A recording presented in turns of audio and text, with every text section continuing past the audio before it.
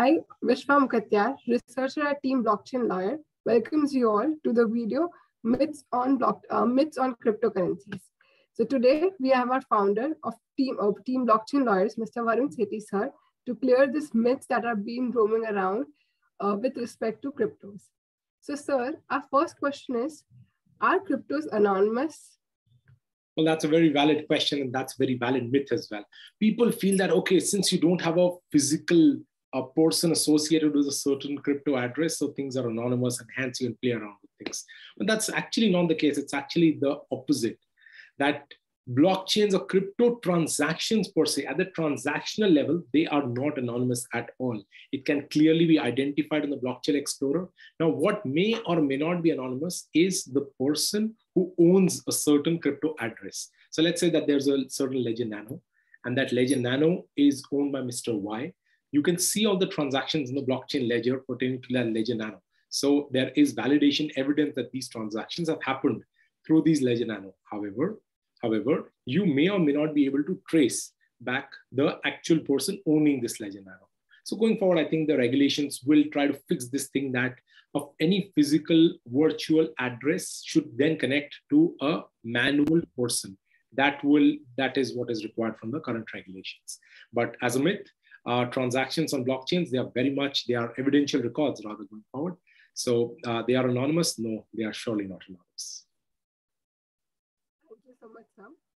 Our next myth is, are cryptos borderless, true or not? Are cryptos borderless? Wow. So when I look at that question, I remember that when physically we used to send letters, let's say from India, you need to send a letter to London, you need to write that letter, it goes through a longer process. Now we call it snail mail. So maybe youngsters may never write such letters ever in their lives. And email has transformed the way we used to write physical letters. So the youth of, let's say, 2030 will ask you that if emails were borderless, and prior to that, physical snail mails were not, and they had to go through a regime, then why is it that my money is not borderless?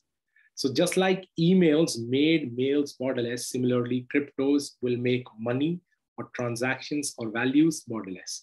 So yes, cryptos are very much borderless. Thank you, sir. And our next myth is that cryptocurrencies do not have value. True or not? Cryptocurrencies do not have value. Okay, that's one of the biggest criticisms of cryptos, that they don't have an underlying asset. Intrinsic value is zero. You look at a share of a company, the company is running it as attached to a share, and the share value goes up and down based on the workings and operations of the company. So I would like to deny this part, that cryptos do not have value. Cryptos very much have value. Yes, the value can be debated. Currently, one of the features of determining or valuing cryptos is the cost that is associated with mining. However, that's more like an economic burden and does not add much value, in the sense that it's an economic cost, it's a sunk cost. You create and mint a coin and then that cost is lost. So theoretically speaking, yes, this cost, the economic cost of mining, should be associated as the minimum cost of the intrinsic value of the cryptos. However, there's other values or other underlying assets that we can associate. So let's say that you've got a project and then you issue a token, and that token derives the value from the operations of this project. So there's an intrinsic value there. So I would like to deny that thing, but yes, there are. I don't also say that all values or all cryptos are valuable. There are coins which do not have associated underlying businesses or assets which they are representing. So stable coins is like they have US dollars or any other stable fiat currency. Similarly, most cryptos have a certain valid project, but there are theoretically, you can create a crypto without any intrinsic value.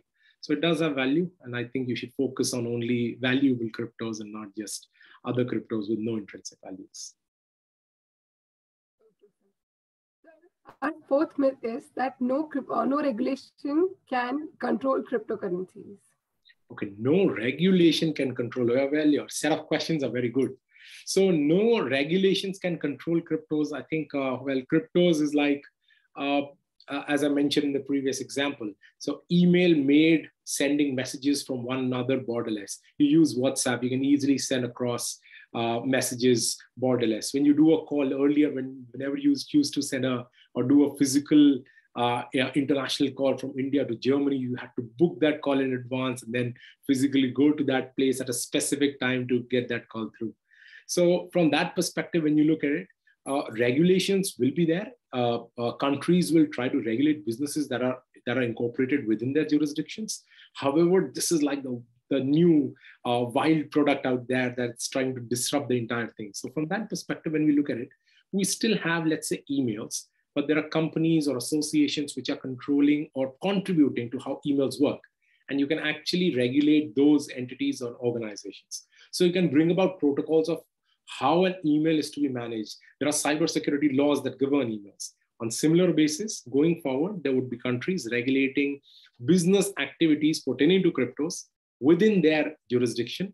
However, going forward, I still feel that this is a good problem to have in the world, that how do you regulate within your country an asset which can easily move from one country to another. So coordination between different countries is needed. Thank you, sir. And last, our myth is cryptos avoid taxes. Cryptos avoid taxes. Well, that's a sensitive topic. So people feel that, okay, oh, you can just contribute, you can convert your fiat currency funds into cryptos and it saves taxes. That's not the case. Rather, cryptos, as I mentioned earlier, crypto transactions once put on a blockchain and they become public record, you cannot even deny it later on. So the government only needs to prove that this address belongs to you, and after that you are answerable for all the transactions pertaining to that public address. So it's actually more easily traceable as compared to physical cash from that perspective. So cryptos, well, I would say they surely do not avoid taxes. Rather, the taxation regime of the future might be built on blockchain systems so that people are able to comprehensively accept that, yes, this crypto address belongs to me. I cannot deny this transaction. I should be answerable to all the things that happen in that public address. So they do not avoid taxations at all. Thank you so much, sir, for busting all our myths and clearing the air with respect to cryptocurrencies. Thank you so much. Thank you so much.